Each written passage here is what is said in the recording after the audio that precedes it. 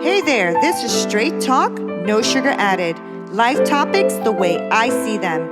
I'm your host, Nina Perez. I am here to challenge and transform your thinking. No excuses. Let's do this. Welcome back, everyone. This is Nina Perez. Thank you for joining us. So, I wanted to talk to you guys today about giving up so easy. Do you ever feel like you just give up too easy, or that you just give up on something that maybe you shouldn't have? You know, I was reading today and I decided to start all over again, and I was reading Genesis 25, and it's the story of Esau and Jacob. I don't know if you guys know about them, but they were twins, and they were born, the way they were born was Esau was born first. Therefore, when he was born, he got the bigger inheritance. Jacob was born right after him, so Jacob got the smaller inheritance. Esau was a hunter. He came in from the field. He worked the fields. He did his hunting. That was the type of dude he was. Jacob was more, in the tents, with his mom. He was mommy's favorite, He wasn't in the field. That wasn't his deal. So one day, Esau, he was a hunter, so he came from the field. And after being out for a really long time, apparently he didn't catch anything. He must have been out there for days, because hunters never go out for like a couple of hours. They're usually out there for a few days. He was out there for a while and didn't catch anything. Have you ever been at something for so long and feel like you are getting nowhere? I mean, you're feeling exhausted at this point. You're feeling hungry for something. You're feeling like you're starving because you've put in a lot of effort and time and you've gotten nothing for your return. You ever feel sorry for yourself, like, dang, I just spent so much time and so much effort and so much of my money and so much of everything just doing this thing, and I've received nothing.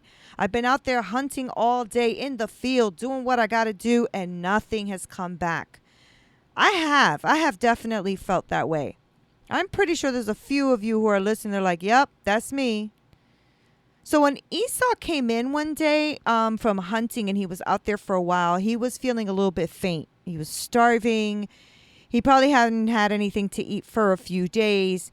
So Esau came to the house and Jacob happened to be cooking. So he said to Jacob, feed me, man.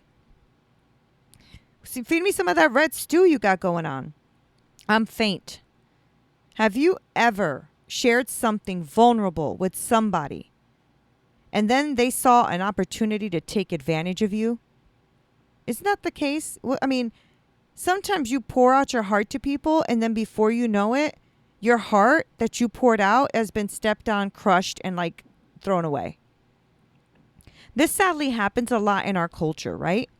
I mean, especially like in like business, it's like, who can you cut to get in front and to get ahead, right? So Jacob saw this as an opportunity. He's like, oh, wait a minute. My brother's starving. I'm over here making this stew. I'll tell you what. I'll give you stew if you give me your inheritance. Whoa, dude. So basically, I'll give you, the little something I have going on right here just for you to give me what's yours that is bigger than what I have. Talk about taking advantage and taking an opportunity. Esau had to sit down and consider that he would lose a bigger portion of his inheritance. That means a bigger portion of land, a bigger portion of livestock, which back then was a lot of money, right, for trading. He would lose his finances. He would lose authority, right, because he's the eldest. So he would have authority once his dad passed away. And he would have to consider losing all of this for some bread and stew. Do you know what shocked me about this story? Is that Esau said, but I'm at the point of dying.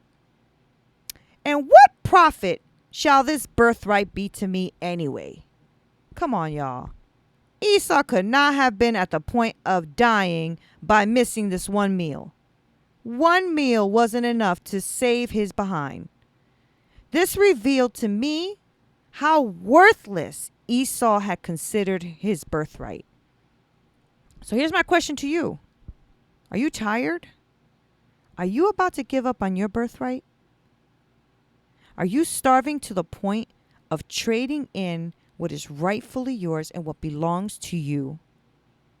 Are you looking at other sources and opportunities instead of feeling stuck? Maybe you're feeling stuck, like nothing's happening, nothing's going on. Maybe you're just running the same rat wheel, right? So I am sure that someone on that land, his mama, his daddy, somebody would have given this man a piece of bread or something so that he wouldn't have to give up his inheritance. We need to be so careful when we are starving for something.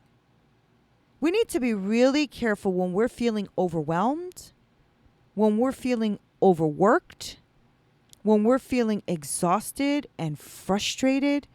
I mean, that is exactly when your opportunities can be snatched from you. That is exactly when someone, something, the enemy, whoever, will see it as an opportunity to snatch what is rightfully yours and what is in your hands.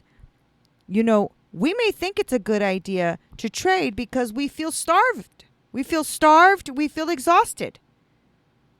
But my question is, once we are fed at that moment and we get full, will we regret that decision for the rest of our lives?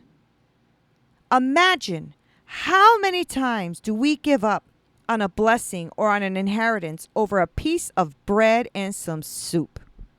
How many times have you given up on something that later you feel like, dang, I shouldn't have given up on that. I should have went through with it. You know, Esau has to still eat tomorrow. You know that, right?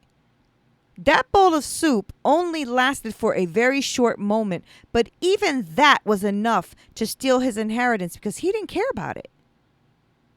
It stole his inheritance and it stole his right from him with ease. That he just took it all.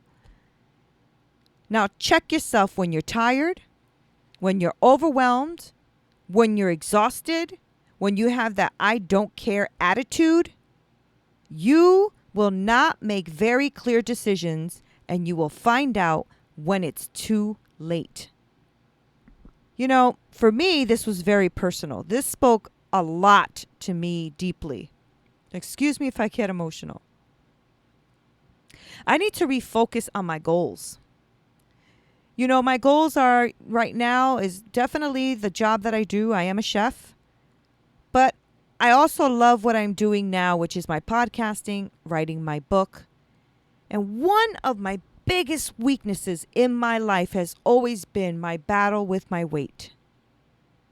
You know, I'm not looking for the alternative. Sometimes I have tons of excuses.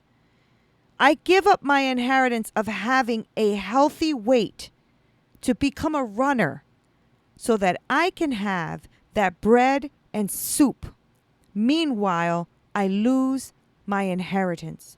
And for me, that inheritance is a strong and healthy body. I lose my inheritance for what I desire right now at the moment because I'm frustrated, because I'm overwhelmed, because I'm tired, and somebody or something presents me with bread and soup that I know is not good for my body, that I know that will steal my inheritance of having a healthy body. And yet, for what I desire at that moment, I lose my inheritance of a healthy body. Wow, y'all. Wow. You know, we were born with a purpose and a plan. We have a lot to give to this world, and we have a lot to get from this world.